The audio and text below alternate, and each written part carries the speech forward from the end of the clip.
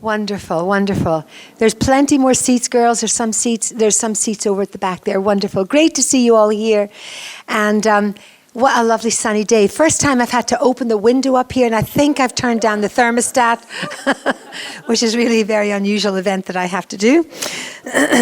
So this week we're talking about Ruth. And last week was Naomi, and this week was Ruth. And Ruth is just a quite incredible story. And it might sound really strange, but I'm going to start the story of Ruth by taking you back to Genesis, okay? And it's quite a sad story, but this is how we're going to start it.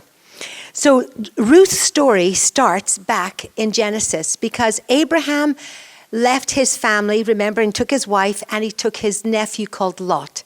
And remember the story of Lot? He said, Lot, you can live wherever you want. And you know the story of Lot, and you know the story of Lot's wife, and they go to Sodom and Gomorrah, and then you know how God rains down judgment, and they leave, and his wife dies, and there's Lot and his two daughters. And they go and settle in a place called Zoar. This was one of the cities of refuge that they went to.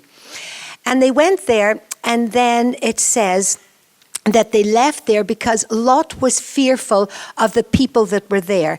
So Lot is now fearful. He's taken himself and his two daughters, and they're living in a cave. And they're living in this cave. And you know what? Isolation is disastrous. And in this cave, he is fearful. His daughters are fearful. They're totally lonely. They have no fellowship, no nothing. And they come up with this crazy plan that, you know, in those days, and I've said this before, women had no security. They had, you know, your security, your future security was your husband or was some male relative that was going to look after you. So they're looking at their old dad and thinking, we're going to die in this cave here. There's nothing for us here. We're never going to get any men. And they come up with this crazy plan. And sometimes in lockdown, when you don't have good company and you don't talk with people and you don't talk things over with the Lord and you don't talk things over with godly people, you can make disastrous decisions. And you know the story, the girls decide, you know, well, let's get our dad drunk and let's feed him some alcohol. Let's get him drunk and then I will sleep with him tonight and I might get pregnant. And that's what happens. And then the next night, the other daughter says, you can get pregnant. You can do the same thing. And Lot has no idea what's happened because he's been drunk. But these girls are now both pregnant. And, you know, the Bible is full of every kind of story everything we do in life. We shouldn't be shocked at incest. We shouldn't be shocked at all the sins that we see round about us because people in the Bible did exactly the same. And so here we are, this awful story. And here's Lot with his two grandsons and these two daughters. And I'm sure Lot thought, God, my life could have been so different. He must have lived with so much regret. I bet he prayed over those sons. He prayed and spoke over them. But anyways, this is what happened to his sons, the two grandsons. The first daughter had a son, and she called him Moab. And he became the father of the Moabites. The second daughter had a son called Ben-Ami, and he became the father of the Ammonites. And these two groups of people ended up becoming disastrous for the Israelites. So you look at Abraham and his family and the grandchildren and everything and how they all ended up going down, not Abraham obviously, but his descendants all went to Egypt. They lived there for 400 years. They all came back. God promised them the promised land. But Lot's relatives are living in the land, but they're living and they become idol worshippers. They become all sorts of things. How many people know that, you know, when you make wrong choices, there's always consequences? I bet Lot had no idea. Lot never lived to see what his sons and what his grandsons would do. You know, his grandsons became the enemies of his great-great-great-great-grandsons, became the enemies of his uncle Abraham, who he adored, great-great-great-great-grandsons, you know? And so sin has consequences. And so Lot never lived to see the tale of this. I don't know how. I wonder how it was explained to him when the girls were pregnant. He must have thought, oh, what's gone on. I don't know if they concocted a lie. Did he know that they were his? I have no idea. The Bible doesn't say that. But these sons went on and became the Moabites and the Ammonites, and they became people that were enemies of Israel. So now we scroll on 1,000 years. Okay, the Moabites, they became people. They were idol worshippers. They sacrificed to idols. They were ungodly. They practiced evil practices. They sometimes even engaged in human sacrifice. That's what the Moabites became. The Ammonites, that they lived in the area which is now Palestine and the Jordan area. They were also idol worshippers, violent, aggressive, and they both became enemies of Israel. Now we look 1,000 years later, and this is the story of Naomi and Ruth. Ruth is a Moabite. She is one of the girls living in this area. And that's why I wanted to start her story back in Lot. You know, there can be sins that happen. There can be consequences of our sin. But God is always wanting to redeem, to rescue, to look out for, and to find. He is the God that restores. And you know, we saw Naomi and Elimelech, they didn't have the faith to stay in Bethlehem. They decided, we're going to make our own decision. There's a famine here. There's food in Moab. Let's go to Moab. They didn't plan to stay in Moab, like I said last week, but they ended up living there. They ended up compromising. They ended up becoming like them and all of that. But in Moab was a nugget. In Moab was a Ruth. And you know, I was thinking about it. There was a revival in Aberdeen 160, 70 years ago. The men and women that sacrificed their money to build the churches in Aberdeen, that were drawing people, hundreds and hundreds of people found Jesus in that revival. Their relatives, 6 generations, are living in your neighborhoods. We need to go and find those gold nuggets, because they were prayed for 6 generations ago, and they were prayed over, and they were walked over, and they were building churches for their children and their children's children, and their children's children are not walking with God, and we have the task to go and find those gold nuggets. So that's where I wanted to start the story of Ruth. So now we find ourselves, it's about 1,100 years BC, and we have found this little family are living, and they've decided to move to Moab. And I wanted to speak about these gold nuggets with Ruth, and I wanted to say, you know, Leanne Seal, Carol is here, Leanne Seal was a little gold nugget, and so was Carol, hiding in the council estate in Nottingham, in the rough areas, but God saw them. And God thought, that's my girl. I've got plans for her. I'm going to use her. She's a next future. I'm going to use her in Aberdeen. Look at Callum Shinny. Callum and Darren, they didn't grow up in a Christian home, but God saw them and God called them. Where are the future worship leaders, the future ministers and all that are sitting, waiting for us? So let's never discount the gold nuggets that are within our own city.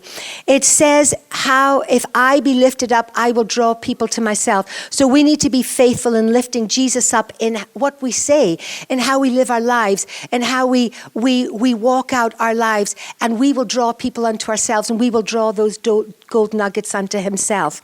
So there's 3 things I wanted to speak about. The first thing was, loyalty will determine your mobility. When you are loyal to something, it will determine your mobility. If you have a loyalty card for a gym, or you have a loyalty card for a supermarket, you will shop there because you want to get the points. You will go there because you've paid the membership, right? So loyalty will determine your mobility. It will determine where you go. And Ruth has made this decision. So I'm going to look at the 3 verses. This is a story of 2 journeys, 2 girls, 2 different destinations. And it's these 2 girls I'm going to look at, these 2 Moabite girls. They both watched Naomi's life. They both were attracted to Naomi's life. They both adored Naomi. And when she says, I am going back to Bethlehem, then these 2 girls are like, well, we're coming with you. They'd never been to Bethlehem before. They couldn't go into a travel agent and see what Bethlehem was like. But there was something about Naomi's God that was very, very attractive.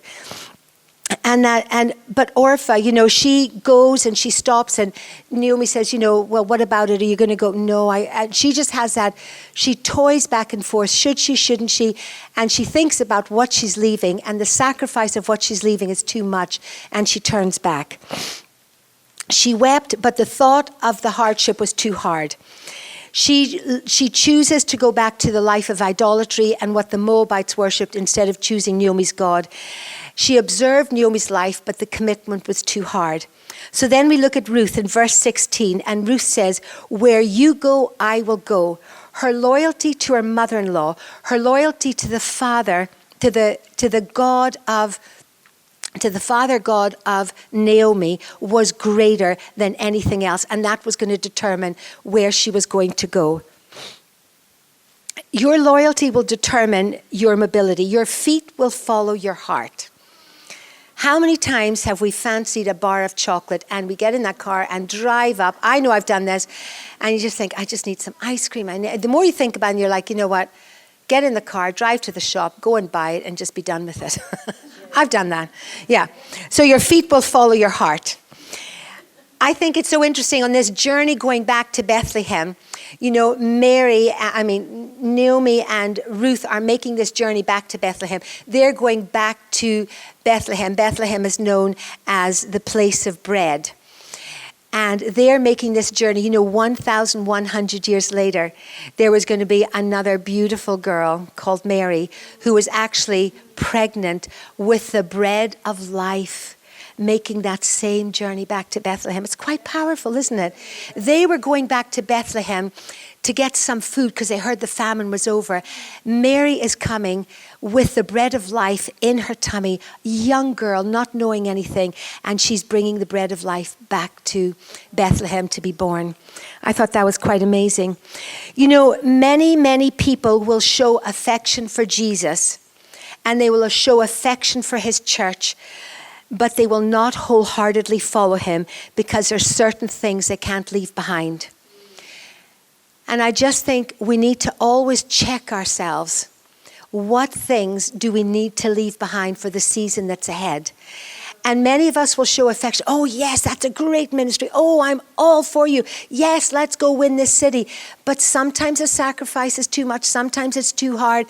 And we just think, no, I don't want to make that ultimate sacrifice. We can do that. But also unsaved people can do that. They're like, you know what, I would be a Christian, but there's so many buts.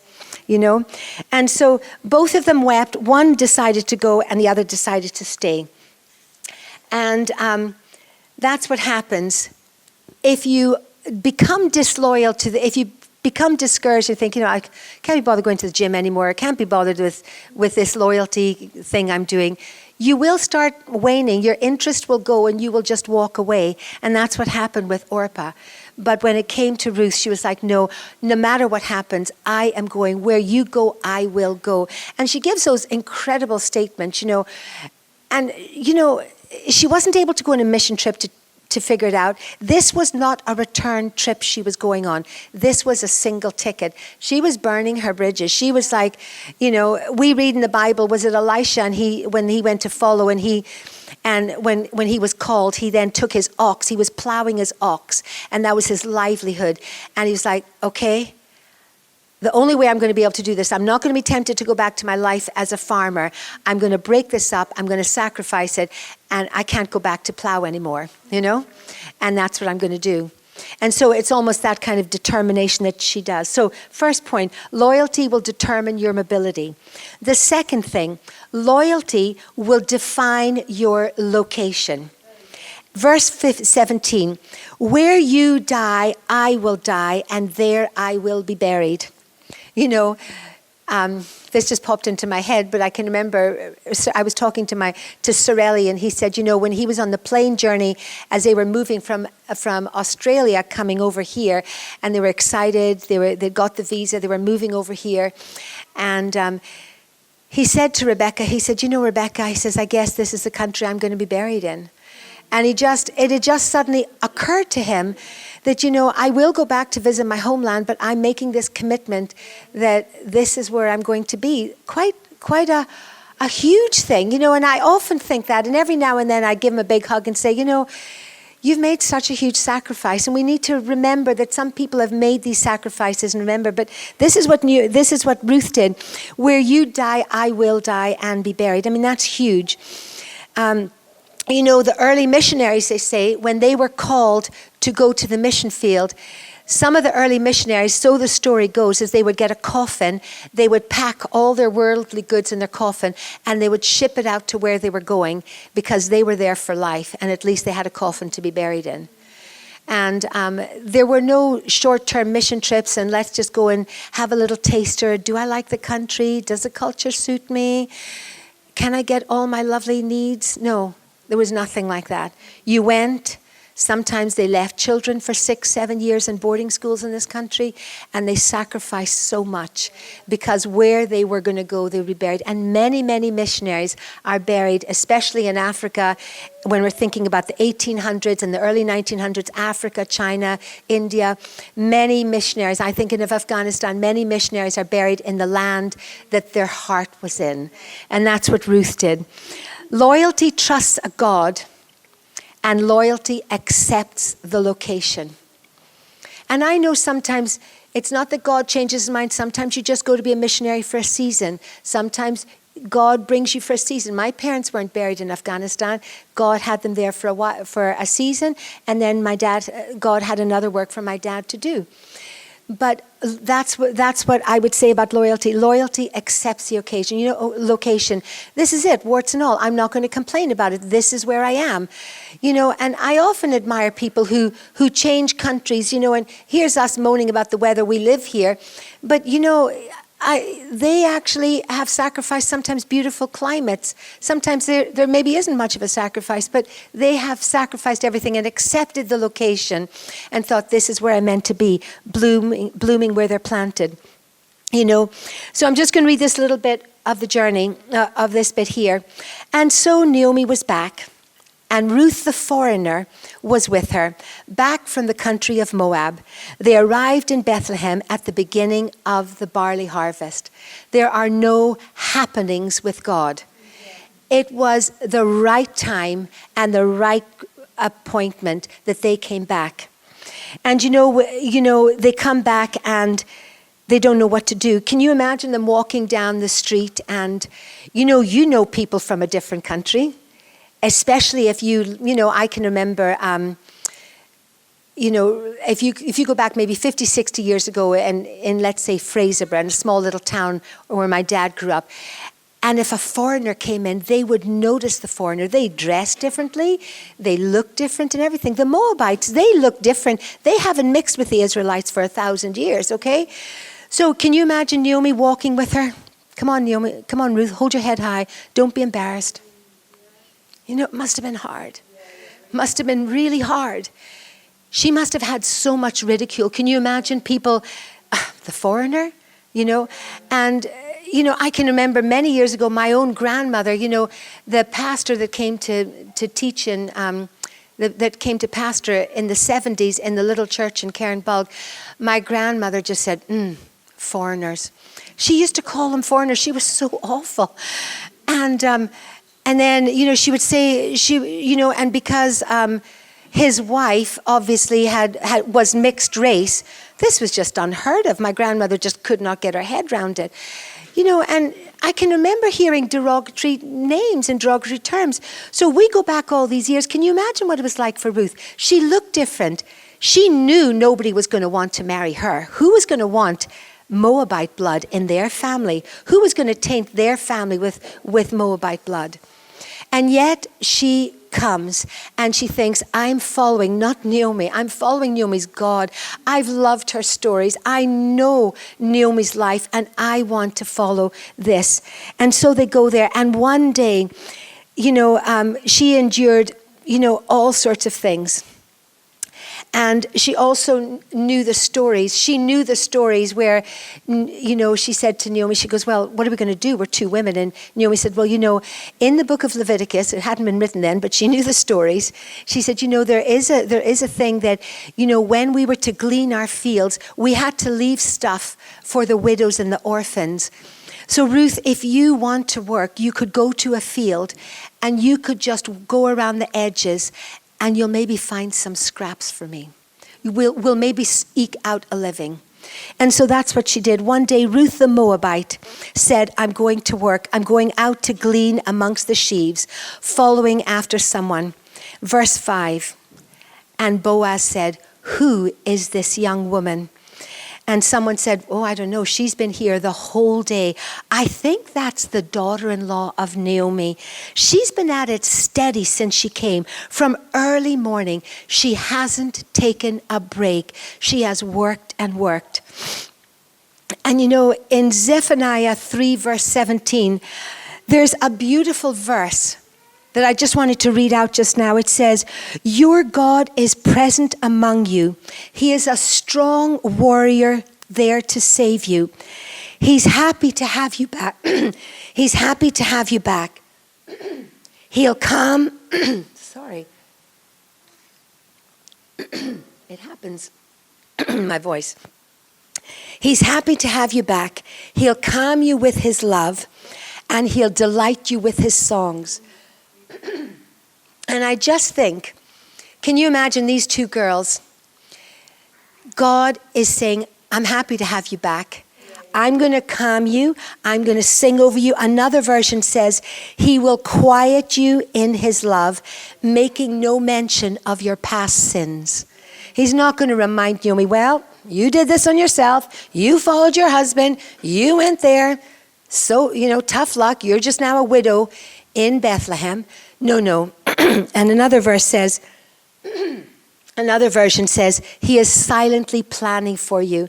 So it was wonderful. They come back at the beginning of the harvest season. She goes out to glean, and she just so happens to be in a relative's field. God directs our steps. How many times have you heard me say, God is like the great dot-to-dot planner. When we started this thing, for Champions, or we think of all the different ministries in the church. It's just come into my head about Champions, but I'm like, I had this thought, and then God brings in this person, and then that person, and then this person. Even coming to this building, we started writing down all the different people that God has engineered, given them dreams, brought them here. I look out today and I see two people that have come here specifically because God brought them to Aberdeen for this time, for this season, to help us, and they're yoked with us, and we're plowing this field together. And that's what is so exciting. And this is what God does. He joins all these dots, and I think it's quite incredible. And it happens to be the field of Boaz, which I think is incredible. And it just happens to be what God does. And here was, all these years, Ruth was tucked away in Moab. No one knew who she was. And all these years, this gorgeous man, who nobody seemed to want, he wasn't married, he's an older man. Why was he not married? I have some ideas. My personal ideas. If you look at the genealogy of Jesus, he came from Rahab. He was in the line of Rahab. Did Boaz propose to people and they didn't want to be associated with someone who had come from the line of Rahab? Well, your relatives, I don't know if you're trustworthy. I don't know. So he was this older man.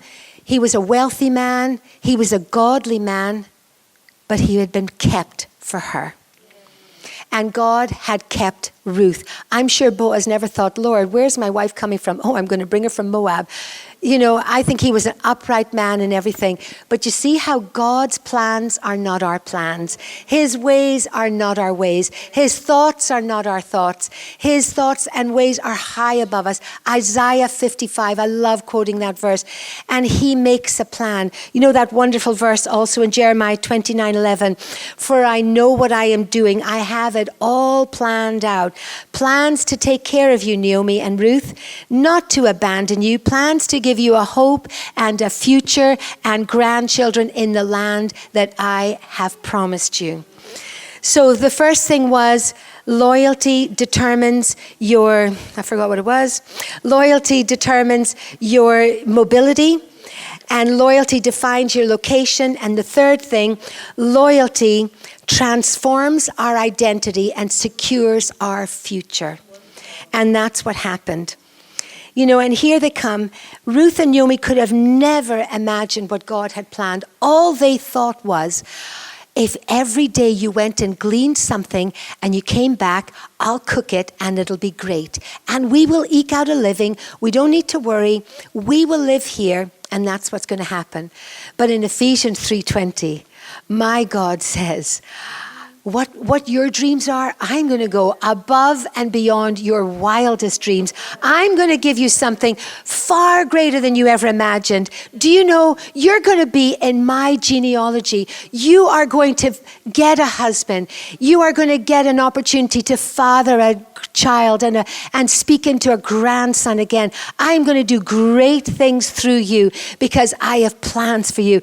Because you obeyed me, because you listened to my nudgings, because you allowed the Holy Spirit to direct you back on that difficult journey, I will not forsake you, and I will bless you, and I have a plan for you, and I will secure your future.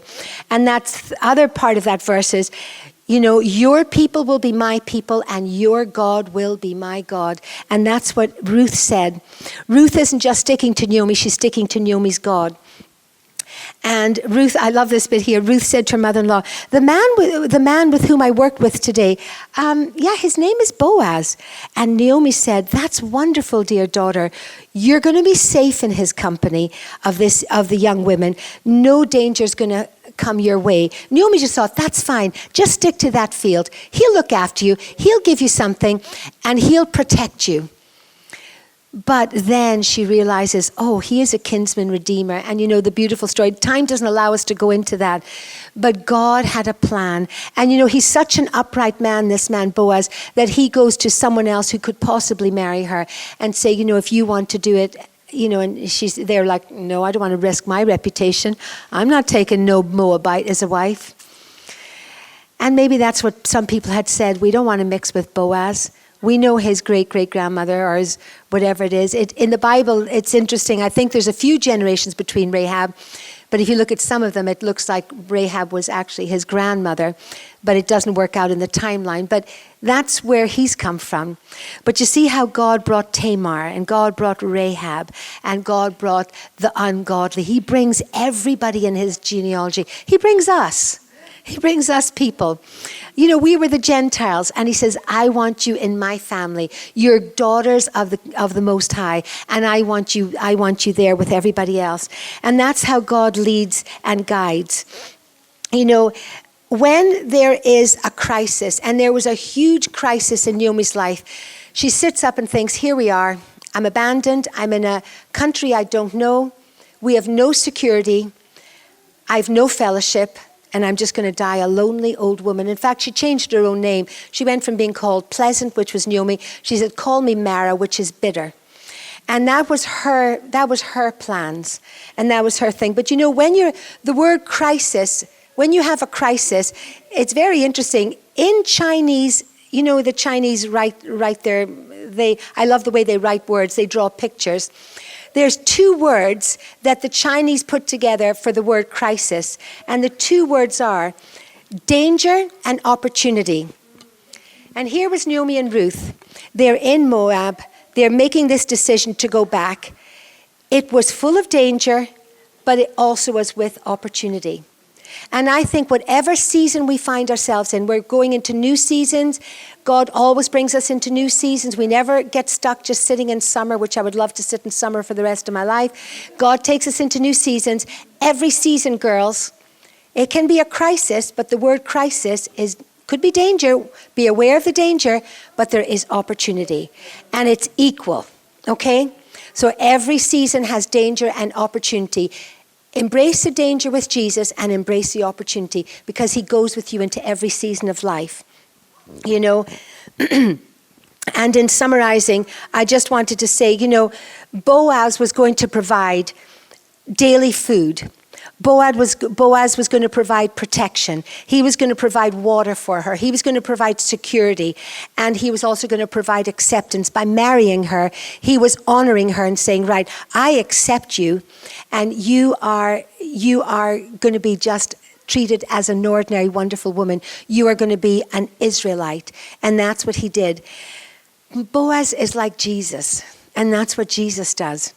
Jesus doesn't just give us our daily food and our water and our security and our acceptance, but Jesus comes along. He provides us with all of what Boaz could do, but he provides us with salvation, and he provides us with eternal security. Not security for the rest of our life, but security in eternity. And he gives us all of those.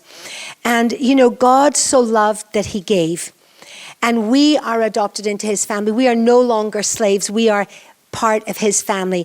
And so because we put our hand up and say, you know, I'm going to be loyal. You know, when you die, when you arrive at heaven, he's not going to say, oh my goodness, here you go. Well done. You were an amazing cook.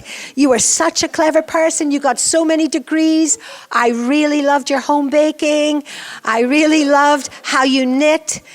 He's going to say, well done, you good and faithful servant. Faithfulness is huge. Loyalty and faithfulness are the most important parts. He's not interested in what we do. Yes, he's interested in what he does, what we do with the talents.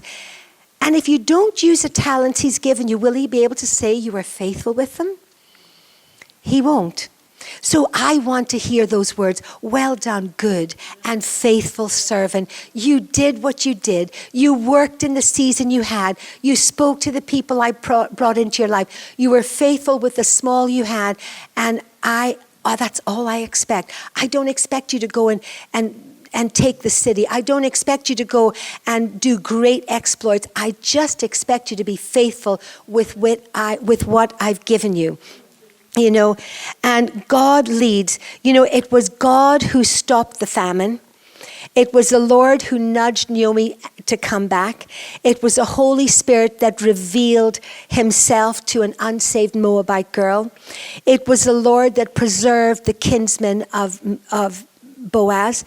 It was the Lord who blessed Boaz financially, that he was able to be a blessing. It was the Lord who led Boaz to act without any judgment and condemnation when he saw Ruth. It was the Lord who opened up her womb. You know, that was a miracle. It only says she had one child. That's a miracle child in my world. It was the Lord who ultimately provided a son and also provided the security and a home for two widows who said, I will go. Your God will be my God.